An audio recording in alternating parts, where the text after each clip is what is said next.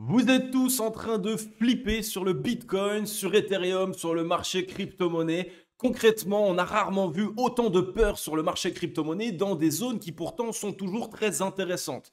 Et le point à comprendre, c'est tout simplement que, vous ne comprenez pas le marché. Voilà ce qui fait qu'aujourd'hui vous ayez peur. C'est parce que vous laissez vos décisions d'investissement entre les mains de personnes qui ne sont pas vous-même, parce que vous ne comprenez pas ce marché. Alors, je ne suis pas là pour vous jeter la pierre. Au contraire, dans cette émission, je vais vous expliquer concrètement comment est-ce que vous devez appréhender le marché crypto-monnaie. Quelles sont les informations que vous devez absolument regarder avant de paniquer? C'est ce qui va vous aider à maintenir la tête en dehors de l'eau lors de ce bull run et ce qui va surtout vous éviter de faire de très très grosses erreurs. Alors comme d'habitude les amis, si le menu vous plaît, restez bien avec moi jusqu'au bout de cette émission parce que c'est ce qu'on va aller voir tout de suite. Even when you feel low, you can still go. Even when you feel slow, you can still go. Even when there's no hope, you can still go. I never answer to no, man, I still go. Go, go, go, go, go, go, go, go, go, go, go, go, yeah, go. Et bien le bonjour à tous et à toutes les amis, j'espère que vous allez bien. Bienvenue sur ma chaîne, je suis Adam de la chaîne YouTube Cryptologique. Et aujourd'hui, comme vous l'avez vu en introduction d'émission, on va discuter un petit peu pour vous expliquer qu'est-ce qui fait que vous êtes actuellement dans la peur et qu'est-ce qui fait qu'aujourd'hui, vous êtes à rien de faire de très très grosses erreurs sur votre portefeuille. Le problème général et majeur, et ça je peux le constater sur quasiment 98% du marché crypto, c'est que vous êtes investisseur sur un marché que vous ne comprenez pas. Vous êtes investisseur, mais vous ne comprenez pas non plus quel est le rôle d'un investisseur. Donc aujourd'hui, je vais vraiment essayer de vous parler un petit peu de ces informations, de qu'est-ce qui fait que actuellement, au contraire, contrairement à ce que la majorité pense, le marché crypto-monnaie n'est pas en train de marquer un top et que nous ne pouvons pas marquer de top ici, mais surtout de l'autre côté que nous n'avons jamais eu des points fondamentaux aussi bons à la fois sur Bitcoin, à la fois sur Ethereum, mais aussi sur une grosse partie du marché crypto-monnaie. Donc je ne comprends pas comment il est possible d'avoir peur à ce point en ce moment alors qu'on est en train d'avoir des points fondamentaux qui sont historiques sur le marché crypto-monnaie et qu'on n'aurait jamais pensé obtenir les années précédentes et surtout pas en si peu de temps. Donc vraiment cette émission est très importante, regardez-la jusqu'au bout, je vais vous partager tout un tas d'informations qui vont vous aider à ne plus paniquer, à ne plus faire d'erreurs lors de ce type de phase de marché qui sont pourtant naturelles et qui sont surtout saines. Comme d'habitude, avant d'entamer l'émission, n'hésitez pas à laisser votre meilleur like les amis, ça fait extrêmement plaisir.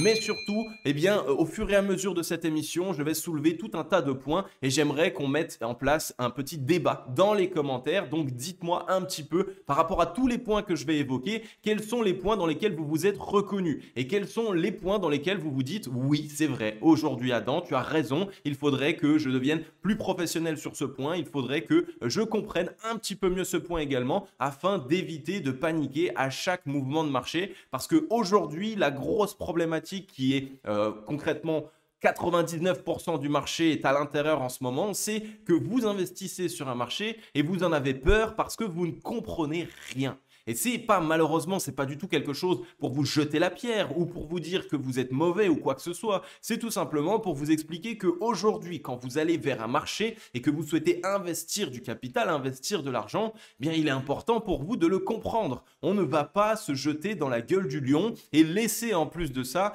tout simplement que 100% de son bac, 100% de son investissement entre les mains de personnes qui analysent le marché. Le gros problème, il est qu'aujourd'hui, vous ne comprenez pas le marché crypto, vous n'arrivez pas à l'analyser, mais surtout, vous ne comprenez même pas quel est votre rôle en tant qu'investisseur. Donc, vous allez aller sur YouTube, vous allez suivre une dizaine d'analyses techniques. Chacun va avoir sa propre analyse et ensuite vous essayez de faire un espèce de condensé de 10 analyses techniques différentes et vous essayez d'en tirer des conclusions. Bah, évidemment les amis que ça ne peut pas coller. Ça ne peut pas coller parce que chacun a un avis différent, chacun a une analyse technique qui est différente et chacun a une vision du marché crypto-monnaie par rapport à son profil d'investisseur qui va lui être propre. Donc déjà la première grosse erreur que tout le monde fait aujourd'hui, c'est le fait de se documenter sur le marché crypto en termes d'analyse technique sur 10 personnes différentes qui ont des analyses différentes. Évidemment les amis que vous n'allez pas pouvoir avoir des informations concrètes, vous allez avoir des informations qui sont en opposition parce que les types d'analyses ne sont pas les mêmes.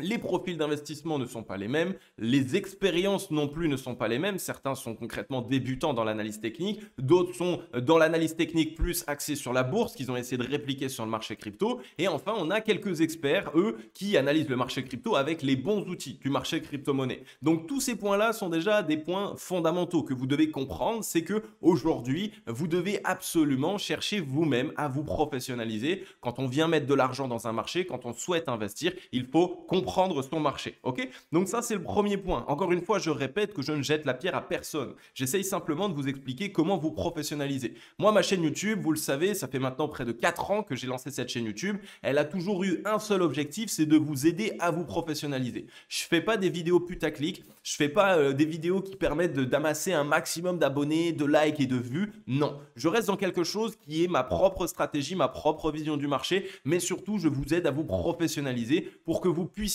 gagner en autonomie, mais aussi évidemment finir rentable sur le marché crypto, parce qu'il y a quand même tout un tas de points qui sont importants, qui sont clés et que vous devez maîtriser si vous voulez être rentable sur le marché crypto. Et je vais conserver cette ligne directrice, car c'est ça le point important sur le marché crypto-monnaie, c'est qu'aujourd'hui, si vous voulez investir, mais surtout si vous voulez gagner de l'argent, il va falloir vous professionnaliser. Donc si vous venez sur un marché, que vous n'avez même pas 10 minutes par jour à essayer pour regarder les projets dans lesquels vous investissez, que vous ne comprenez même pas les projets dans lesquels vous avez investi, que vous ne comprenez pas la blockchain, que vous ne comprenez pas le fonctionnement du Bitcoin, concrètement, c'est sûr et certain, vous allez toujours flipper. Et flipper grave à chaque mouvement de marché, à chaque baisse, à chaque fois que ça n'ira pas dans le sens dans lequel vous souhaitez. Parce que vous n'êtes même pas vous-même convaincu des projets que vous avez en portefeuille. Les amis, si vous lancez demain un projet entrepreneurial, une entreprise, qu'est-ce qui va faire qu'elle fonctionne? Pour faire augmenter vos probabilités qu'elle fonctionne, il va falloir que déjà vous-même vous soyez convaincu de votre produit. Comment vous voulez essayer de vendre un produit si vous n'en êtes même pas convaincu par vous-même? Eh bien, sur le marché crypto, votre portefeuille, c'est la même chose. Si vous avez des projets dans votre portefeuille, mais que vous ne les comprenez pas, que vous ne savez pas à quoi il sert, à quelle problématique est-ce qu'il répond, et surtout, pourquoi est-ce que vous investissez dessus, eh bien, j'ai le malheur de vous dire que vous courez droit à votre perte. Donc, au fur et à mesure de mes analyses techniques, au fur et à mesure de l'avancée de la chaîne, je continue encore et encore à vous faire des tutoriels, à vous faire des vidéos spéciales professionnelles pour faire en sorte que vous vous professionnalisiez. D'ici peu, à vous de me dire dans les commentaires, je peux refaire une émission spéciale sur l'analyse fondamentale, c'est-à-dire comment analyser un projet et s'assurer qu'il soit fiable et viable sur du long terme. J'ai déjà fait une émission, elle a malheureusement pas fonctionné énormément, mais malgré tout, si vous me le demandez, je peux le faire avec grand plaisir parce que je sais que ça sera un point fondamental. Aujourd'hui, en tant qu'investisseur, il y a deux choses que vous devez comprendre et maîtriser si vous voulez investir et gagner de l'argent. C'est que la première chose, c'est évidemment l'analyse fondamentale. Ça veut dire analyser les projets sur lesquels vous allez investir pour vous assurer qu'ils soient fiables et viables sur du long terme, qu'ils répondent à une problématique mondiale, qu'ils acquièrent des nouveaux clients au fur et à mesure de leur avancée. Donc ça, c'est le point numéro 1 ici, c'est le fondamental. Concrètement, c'est un des points majeurs aujourd'hui pour tout investisseur digne de ce nom. Et le deuxième point, concrètement ici, c'est d'acheter sous-évalué. Si vous faites en sorte d'avoir ces deux points qui sont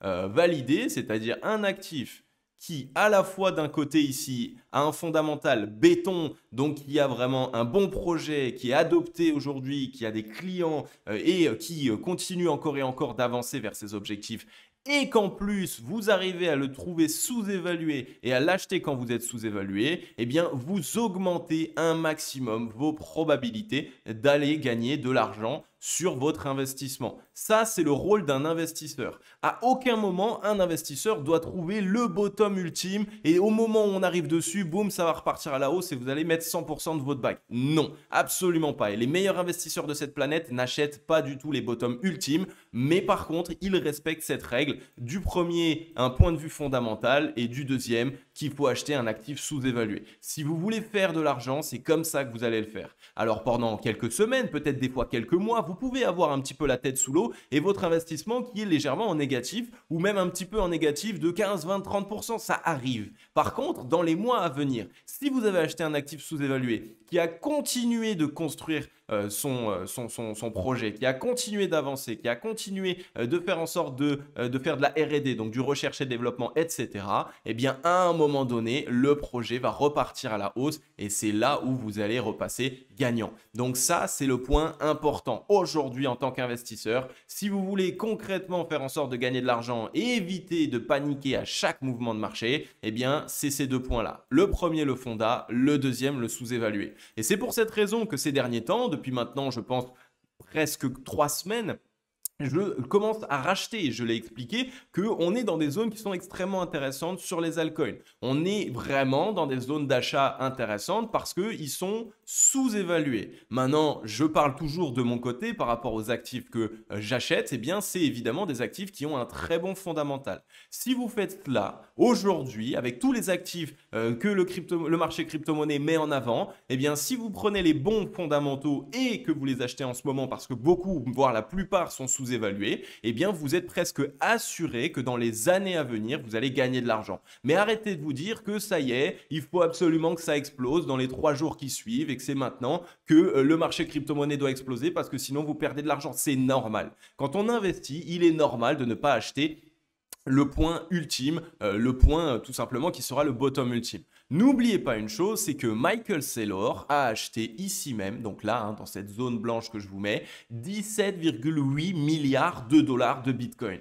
Michael Saylor, actuellement, pour vous dire par rapport à vos petites pertes, est venu ici perdre jusqu'à 20%. Donc sur les 17 milliards ici, aujourd'hui, il est à 3,56 milliards de pertes sur son achat de Bitcoin qui a été réalisé ici. Attention évidemment, vous le savez, Michael Saylor a déjà acheté bien avant et donc son prix moyen d'entrée sur Bitcoin, il n'est pas sur cette zone. Par contre, il a quand même ici, sur son investissement, sur son achat ici, il a perdu 3,54 milliards. Est-ce que vous pensez qu'il stresse? Non, absolument pas. Il continue encore et encore de chercher des moyens d'obtenir de l'argent pour en acheter encore plus. Parce que pour lui, ça reste une opportunité. Et pourquoi? Mais parce qu'il a compris que le Bitcoin a un fondamental qui est juste exceptionnel et que l'objectif du Bitcoin, la création du Bitcoin, est de permettre ici au BTC de prendre de la valeur dans le temps. Donc voilà la raison pour laquelle il achète malgré le fait qu'on soit ici aux alentours des 90-96 000 dollars. Donc comprenez ce point-là, c'est que ici, vous n'allez pas avoir le bottom ultime et ce n'est pas l'objectif d'un investisseur.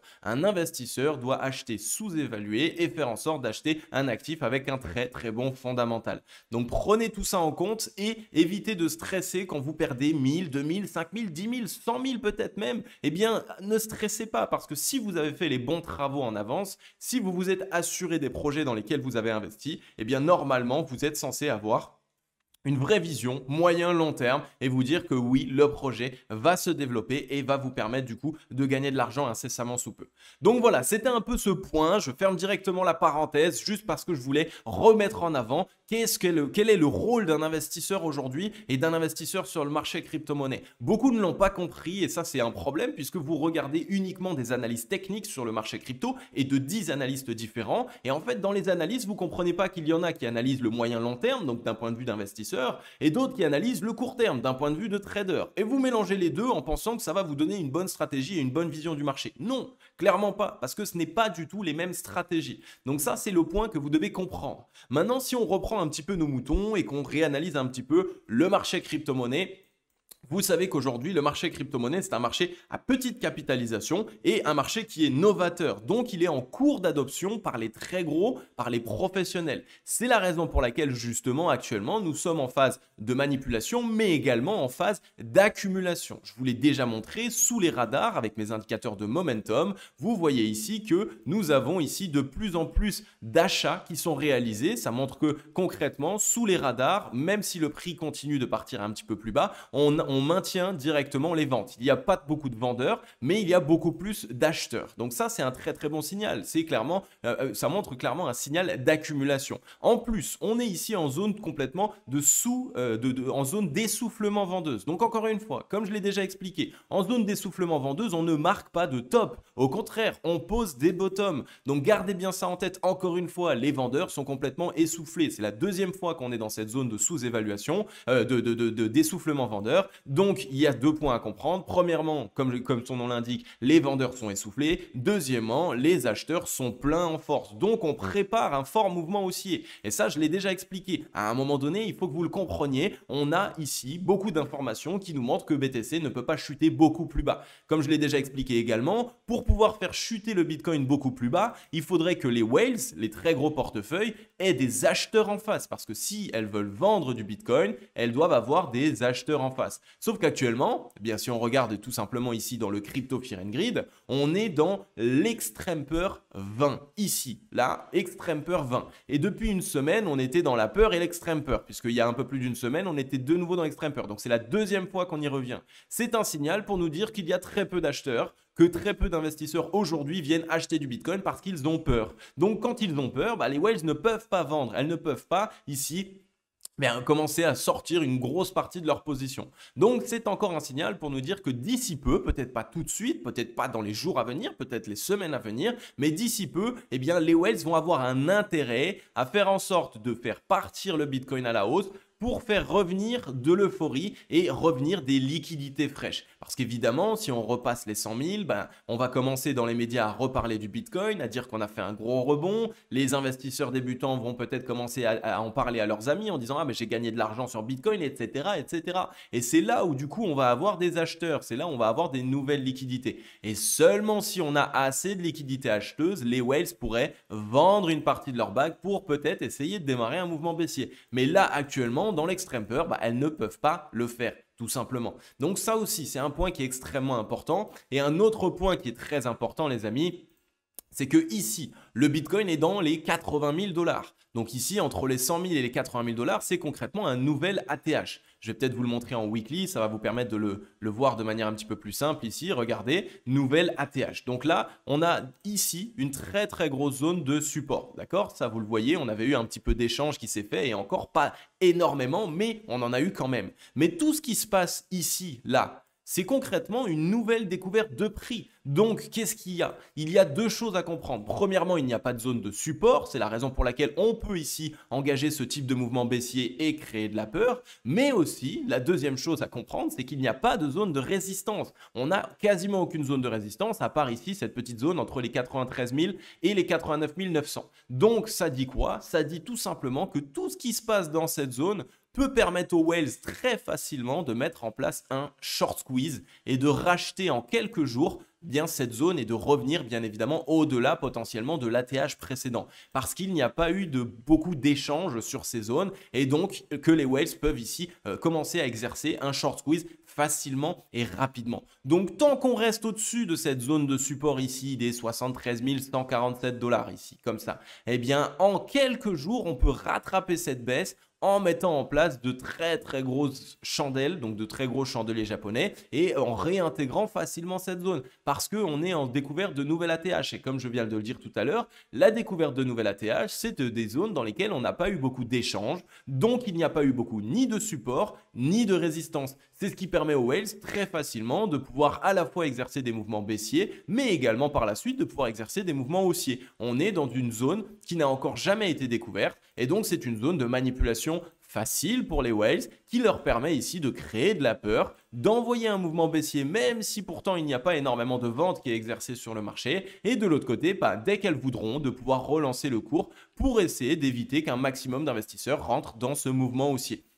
Donc là encore, si vous prenez du recul, on est sur des très belles zones et des zones de short squeeze faciles. C'est la raison pour laquelle, de mon côté, comme je vous l'ai dit, j'accumule encore et encore, que ce soit du Bitcoin, des Ethers, mais également certains altcoins qui ont des bons fondamentaux parce que je ne veux pas rater ce short squeeze. Ce short squeeze, il pourrait très facilement, imaginons qu'on vende là en capitulant en se disant qu'on va aller plus bas. Imaginons qu'on ait une mèche, que je la vois pas, qu'on ait un direct rachat, qu'on soit aux 91 000, demain aux 100 000, en 2 chandelles japonaises largement on peut arriver aux 100 000 puisque comme je l'ai dit on n'a pas beaucoup de résistance au-dessus de la tête, du coup je vais me mettre à acheter aux 100 000. Donc j'aurais vendu ici à 82 000 pour finalement racheter aux 100 000 et là c'est l'erreur de débutant, l'erreur que tout le monde fait, on court derrière le train dès que le prix repart mais par contre on a vendu le pire moment parce qu'on a encaissé des pertes. À un moment les amis, encore une fois, comprenez ce qu'il se passe. En termes de zone de prix, nous sommes ici sur des zones de short squeeze facile. Donc c'est pour cette raison que de mon côté, je préfère être dans le marché pour pouvoir en quelques jours rattraper les potentielles pertes que nous avons eues sur ce mouvement baissier et de l'autre côté, faire en sorte d'être dans le train et ne pas devoir courir derrière le train. C'est quelque chose qui est très important pour moi. Donc là encore, le Bitcoin est dans une belle zone et pour moi, même si on revient jusqu'aux 73 000, la grosse zone de support que je vous ai montré tout à l'heure, eh bien, ce sera très facile pour les Waves. Imaginons un tac-tac. Ce sera très facile pour les Waves dans 3 chandelles japonais, en 3 jours ici, de revenir aux 100 000 $. Et peut-être même beaucoup plus si on a des gros rachats qui sont faits. On pourrait en une chandelle, hein, on a déjà vu de passer de 73 000 jusqu'à presque 95 000. C'est tout à fait faisable. Et au vu des liquidités qu'il y a en ce moment sur le marché crypto, c'est quelque chose qui est faisable. Donc là encore, une fois de plus, de mon côté, je m'attends à un short squeeze. On est dans les zones pour. Et on n'a quitté aucune zone fatidique. On est toujours très largement dans une zone tranquille de découverte de nouvelles ATH. Après être revenu chercher les 100 000, on a fait un retracement ici d'une vingtaine, 22, 23%, ce qui est normal. Ok, on a fait un gros rallye, quasiment x3,5, x4 sur BTC. Donc c'est normal qu'on retrace d'une vingtaine de pourcents. C'est ce qui permet de récupérer de la force et d'éviter tout simplement d'être surévalué et de ne plus avoir de force acheteuse. Parce que quand on n'a plus de force acheteuse, c'est là où les gros mouvements baissiers peuvent se mettre en place. Donc ça, c'est les points importants déjà à comprendre. L'autre point que je vous ai déjà montré dans les émissions précédentes, c'est ici. Tous ces traits jaunes que je vous ai mis en place, et d'ailleurs, je peux en rajouter des nouveaux, hein, parce qu'il y en a des nouveaux qui se sont mis en place. Donc ici, tous ces traits jaunes du coup maintenant ici, que je viens de vous dessiner, ce sont des zones stop short. Donc, ça veut dire qu'on aurait marqué un top ici en laissant autant de zones stop short. Autant vous dire que ce n'est presque pas possible. Les market makers ont une obligation dans l'idée de vouloir faire sauter tous les shorts qui se sont positionnés. Et des personnes qui étaient bearish sur le BTC, il y en a eu beaucoup. Donc, on a beaucoup de stop short qui se sont accumulés. C'est ce qui, encore une fois, nous donne ce signal que Bitcoin est en train sans doute de préparer un short squeeze. Il laisse exprès toutes ces zones de stop short pour pouvoir alimenter son short squeeze. Parce que je l'ai déjà dit, à chaque fois qu'on rentre dans une zone de stop short, ça vient du coup lever des shorts, ça ferme des shorts, mais en plus du coup, quand on ferme un short, on ouvre un achat en face techniquement. Donc, c'est ce qui alimente un short squeeze et ce qui permet à un mouvement de s'alimenter des shorts qui sont ouverts et d'avoir un mouvement haussier du coup très conséquent. Donc là, encore une fois, on a des très bons signaux. Le fait d'avoir tous ces stop shorts là, c'est un signal qui me dit que pour moi, dans tous les cas, Bitcoin va revenir dans ces zones d'ici peu et donc ça va nous permettre ici de toute façon avoir un signal. Potentiellement, s'il faudra sortir du marché, ce sera ici que je sortirai du marché. Ok? Dans tous les cas, à un moment donné, si là, évidemment, on avait fait un mouvement où on était venu d'abord chercher tous les stops et qu'on se serait fait rejeter, alors là, oui, là, j'aurais dit attention, concrètement, on a des mauvais signaux. Mais étant donné que ce n'est pas le cas, eh bien pour moi, ici, on prépare un short squeeze. L'action du prix nous montre qu'on prépare un short squeeze. D'accord? Donc là encore, on est à l'aube de le faire, on est en zone d'essoufflement vendeuse, on a tout ce qu'il nous faut. Le point qui est important également maintenant à prendre en compte, c'est qu'ici, on a mis en place un gap. Regardez ici, entre les 82 245 $ et les 85 990. Donc là, sur l'ouverture qu'on a fait aujourd'hui et la fermeture de vendredi dernier, on a un trou, un gap. Ok? Donc ça, c'est un très très bon signal. Ça nous montre que dans tous les cas, on va aller revenir chercher cette zone à un moment ou à un autre. Et donc, une fois de plus, ça va nous permettre de chercher un mouvement haussier. Maintenant, vous le savez, on n'avait pas comblé intégralement le gap ici des 77 960. Donc, il y a plusieurs possibilités. Soit on vient le combler et par la suite, du coup, on trouve un gros rebond, ce qui va nous permettre du coup d'attaquer ce gap. Chose que j'aimerais, hein, comme je vous l'ai déjà expliqué, je préfère qu'on nous laisse un gap haussier et qu'on comble d'abord le gap baissier pour ensuite attaquer le gap haussier parce que c'est ça qui nous montre que du coup, on peut entamer un vrai mouvement haussier. Soit on vient combler le gap et on explose et on va chercher du coup, comme je vous ai montré tout à l'heure, une récupération des 95 000. Et ensuite, troisième possibilité, on comble ce gap et on vient combler le gap baissier ensuite. Et là, ce sera un plus mauvais signal. Donc, on va bien regarder comment ça se passe. Mais en tout cas, ce gap, pour l'instant, il nous permet d'éviter de nous dire qu'on va partir beaucoup plus bas. Mais que concrètement, on pourrait venir chercher le premier gap et seulement par la suite aller chercher ce gap haussier. Donc, très très bon signal ce gap haussier.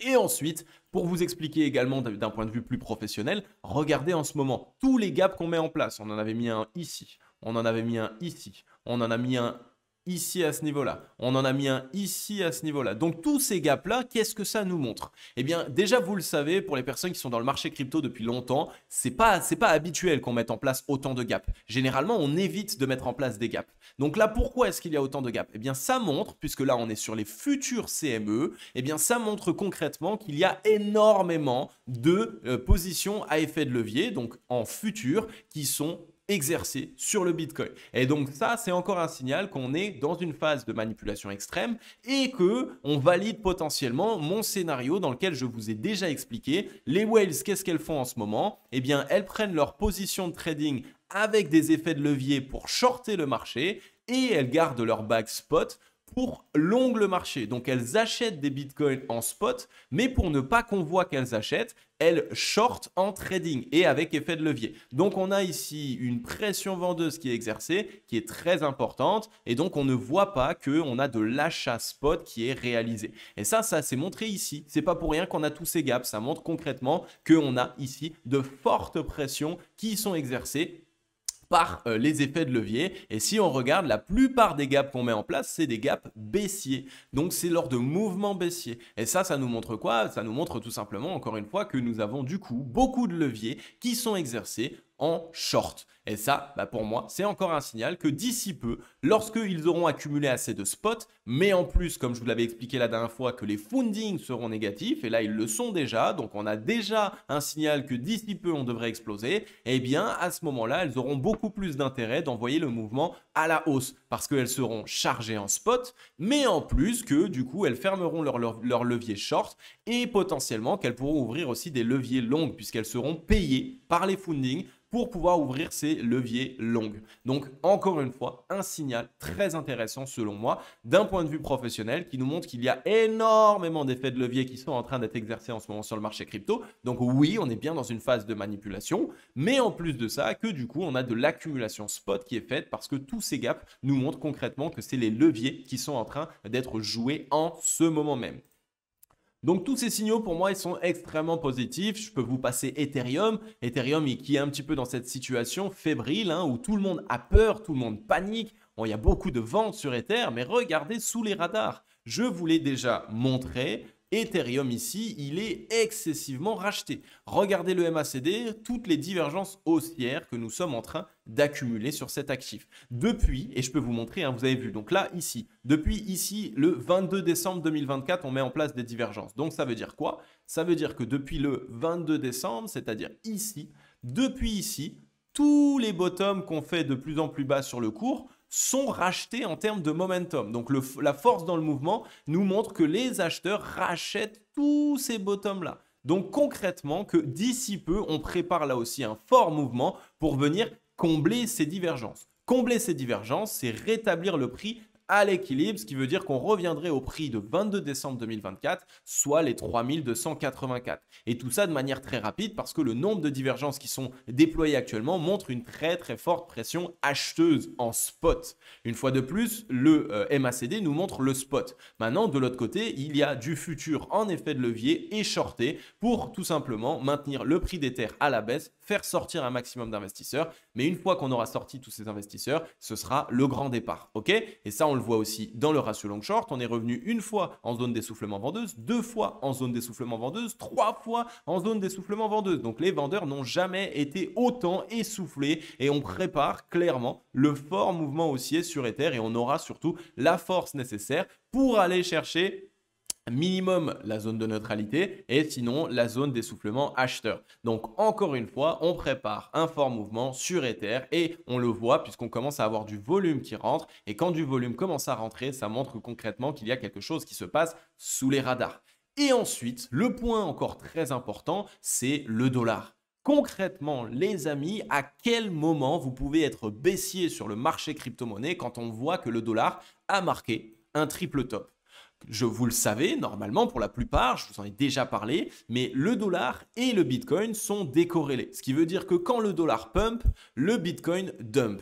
Quand le dollar dump, le Bitcoin pump. C'est aussi simple que ça. Pourquoi? Tout simplement parce que vous le savez, quand le dollar chute, ça veut dire quoi? Ça veut dire que tous les milliardaires américains qui ont du dollar perdent ici en valeur sur leur portefeuille. Donc quand il y a ici par exemple une baisse de 3%, bah, quand on a des centaines de milliards, on se prend 3% de baisse sur la valeur de son patrimoine. Donc, qu'est-ce qu'ils font? Ils vendent leurs dollars pour aller vers des valeurs refuges. Les valeurs refuges, il y en a plusieurs. Il y a le gold, ça je l'ai déjà expliqué. Il y a évidemment le silver, hein, donc les métaux précieux, mais évidemment le BTC également. Donc ici, quand le dollar se met à chuter, eh bien on a les milliardaires qui vont se réfugier vers toutes ces valeurs refuges ici, tac, tac, tac, et qui essayent de se défendre contre la baisse de leur monnaie. Et ça, c'est un très très bon signal parce qu'encore une fois, ici, on a mis en place un triple top sur le dollar. Donc chute du dollar dit que d'ici peu, on a concrètement des très très gros, des milliardaires, les banques aussi, parce que n'oubliez pas que les banques, elles ont des fonds en dollars qui sont très importants, donc là eux aussi ils doivent se protéger, et donc bah, le fait de montrer ce top sur le dollar, ça nous montre qu'il va y avoir des fonds qui vont être dirigés sur le Bitcoin et sur certains actifs du marché crypto-monnaie pour se défendre de ce qu'il se passe. Donc là c'est un très bon signal, parce que si je vous montre en weekly, on est clairement en train de valider ce top. Regardez pourquoi. Je vous avais montré ici, on est venu mettre en place le top, on avait retesté cette zone de résistance, ça c'est super. Mais ici, en rouge, je vais vous la mettre peut-être dans une autre couleur, peut-être que vous ne la voyez pas bien, je vais vous la mettre en jaune. Ici, en jaune, on avait une très grosse zone de résistance. Regardez ici, ça nous avait bloqué une fois, deux fois, on est passé au-dessus, puis on est revenu en dessous. Là, pareil, c'était une zone qui était très difficile. On l'a passé à la hausse, et là, qu'est-ce qui s'est passé? Avec une très grosse chandelle, donc avec une vraie décision vendeuse, on l'a cassé à la baisse. Donc ici, cette zone est devenue une résistance. Ça va être une zone qui va bloquer le prix à la baisse. Deux possibilités, soit à court terme, on revient la tester pour finalement chuter. Ok, ça serait possible. Soit évidemment, eh bien, cette grosse chandelle a validé la cassure de cette résistance, et donc là, bah, on empile les chandelles baissières pour montrer que le dollar vient concrètement marquer son gros M-top. Regardez-moi ce M-top là, c'est ça qui est en train de se mettre en place sur le dollar. Donc là, en gros, on est sur une chute sur le dollar qui est en train de se préparer de l'ordre de 11% jusqu'à 16 voire 17% sur le dollar. On parle d'une monnaie. Donc autant vous dire que ne vous inquiétez pas, les très gros, les banques, les fonds de gestion, les milliardaires, ils savent, ils le voient que le dollar perd en momentum et que le dollar chute. Donc qu'est-ce qu'il se passe? Eh bien, ils créent des phases d'accumulation sur des valeurs refuges, comme le Bitcoin par exemple, comme le gold également, puisque regardez le gold, lui, il ne s'est jamais porté aussi bien depuis que le dollar chute et même un petit peu avant. Regardez, on avait eu ici grosse phase d'accumulation sur le gold. Donc ça, c'est concrètement les initiés et les gros qui savaient que le dollar allait chuter, qui ont accumulé un maximum de dollars et ensuite, rallye haussier, très très fort mouvement haussier. Donc ça montre ici que les valeurs refuges sont chassées et sont accumulées par les très très gros portefeuilles et notamment les très gros portefeuilles américains qui sont ici en train de se défendre de la dévaluation de leur monnaie. Et les monnaies actuellement, j'ai envie de vous dire, c'est mondial. Toutes les monnaies se cassent la gueule. Il n'y a pas de question avec ça. Même l'euro, il va prendre sa claque. Vous inquiétez pas, même si là, face au dollar, on a l'impression qu'il monte. En réalité, face à lui-même, face à la valeur qu'il avait il y a de ça plusieurs années, il chute également. Donc actuellement, le dollar est en train de marquer un énorme M-top. On a cassé la grosse zone de résistance. On l'a réintégré avec une grosse mèche. Donc ça montre une vraie décision de la part des vendeurs. Et on sort de la zone d'essoufflement acheteuse. Donc les acheteurs n'avaient plus de force. On est ici en contact de zone de neutralité. Donc c'est là où justement on montre que dans les quelques semaines à suivre, on a normalement une accélération de la baisse qui va se faire sur le dollar. Et ça va concrètement venir donner la dominance aux vendeurs et exercer la grosse pression vendeuse. Donc là, on a de très très forts signaux pour nous montrer que le dollar est en train de marquer son top et donc que nous sommes dans une phase d'accumulation sur le Bitcoin, sur d'autres crypto-monnaies, comme je l'ai déjà dit, sur Ethereum et quelques autres cryptos qui, elles, ont des très bons fondamentaux. Et donc, c'est pour ça que ça prend du temps, parce qu'on est dans une phase d'accumulation. Et les très gros, eux, veulent se défendre face à la chute du dollar. Et donc, pour se défendre face à la chute du dollar, elles veulent acheter quelques cryptos, pas que ça, je l'ai dit avant, toutes les valeurs refuges. Mais pour acheter des cryptos, eux, il leur faut des vendeurs en face. Et donc, pour avoir des vendeurs, il faut des mouvements baissiers comme celui-ci, qui créent de la peur, qui créent de la panique, et pour que les petits investisseurs mains faibles, qui eux paniquent, vendent leurs BTC, et les gros, eux, ils vont racheter tous ces BTC. Donc c'est là où justement, d'un point de vue professionnel, on n'a aucune crainte à se faire. Le Bitcoin est dans une phase d'accumulation, dans une zone dans laquelle on peut créer des short squeeze facilement, rapidement, et on peut réintégrer toutes ces semaines de baisse en quelques jours seulement. Et c'est là où justement, on est censé être rassuré. Le dollar marque un énorme top. Le Bitcoin est dans une phase d'accumulation. Le gold est en train de faire des nouveaux ATH. Donc tous ces signaux-là nous montrent que oui, le marché crypto-monnaie, malgré ce que les gens essayent de dire, malgré la flip que la plupart des investisseurs débutants ou analystes qui ne sont pas vraiment professionnels essayent de vous mettre en avant, eh bien, au contraire, tout ce qu'il se passe sur le marché crypto en ce moment est un super signal pour un investisseur. Un investisseur, c'est une vision moyen-long terme. Ça veut dire qu'il vous faut une vision à minimum sur 6 mois, 8 mois, 1 an. Et ensuite, au maximum, il n'y a pas de maximum, hein, ça peut être 100 ans, ça peut être 50 ans en fonction de ce que vous voulez en faire. Mais en tout cas, sur du moyen et du long terme, on n'a jamais eu des signaux aussi bons sur le marché crypto. D'un point de vue fondamental, ça n'a jamais été aussi bon non plus. On n'est à rien d'un risque systémique en termes de monnaie, hein, les monnaies fiat qui sont à 2 doigts de se casser la gueule. Donc là, on a vraiment quelque chose qui se prépare sur le marché crypto-monnaie. Et de mon côté, je reste convaincu et je maintiens évidemment cette vision sur le marché crypto. Encore une fois, ça ne regarde que moi. Chacun fait ce qu'il veut sur son portefeuille, chacun a à gérer son propre portefeuille. Moi, je suis là uniquement pour vous partager ce que je fais moi-même sur mon propre portefeuille avec mon expérience sur le marché crypto. À vous de faire ce que vous voulez, mais si vous voulez comprendre quelque chose d'important, c'est que vous devez arrêter de regarder 10 analystes différents qui ont chacun leur vision différente. Certains sont des traders, d'autres des investisseurs, certains ont une vision de 6 mois, d'autres une vision d'1 an, 2 ans, 3 ans. Et tout ça, ça vous mène en erreur et du coup, vous êtes perdu, vous ne savez pas. Donc, professionnalisez-vous, essayez de comprendre, de passer du temps sur le marché crypto, de regarder des bons analystes et d'essayer de voir qu'est-ce qu'ils regardent sur le marché crypto avant de paniquer. Et une fois que vous aurez fait tout ça, vous allez voir que vous serez beaucoup plus à l'aise. Donc voilà les amis, comme j'ai dit, je vous attends en commentaire. Dites-moi ce que vous pensez de tout ce que je viens de vous mettre en avant. Est-ce que ça vous rassure? Est-ce que ça vous permet de mieux comprendre qu'est-ce que vous devez regarder en tant qu'investisseur? Parce que beaucoup ne regardent pas du tout les bonnes informations et les bonnes choses. Vous êtes un investisseur, vous avez un rôle en tant qu'investisseur. Votre rôle, ce n'est pas d'acheter le bottom ultime. Encore une fois, on revient sur ce point et je vais concrètement terminer là-dessus les amis. Vous êtes un investisseur, vous devez regarder le fondamental d'un projet et acheter un projet sous-évalué. C'est comme ça que vous allez faire de l'argent. Vous n'allez pas avoir le bottom ultime. Par contre, acheter sous-évalué va augmenter vos probabilités que par la suite, on revienne au-dessus de vos prix moyens d'achat. Et le fondamental également, puisque évidemment, si votre projet que vous achetez n'a pas de fondamental, il peut tomber à zéro. Donc, prenez tout ça en compte. Et une fois que vous aurez fait ça, vous allez voir les amis que vous n'allez plus tomber dans tous les pièges que le marché crypto-monnaie essaye de vous tendre.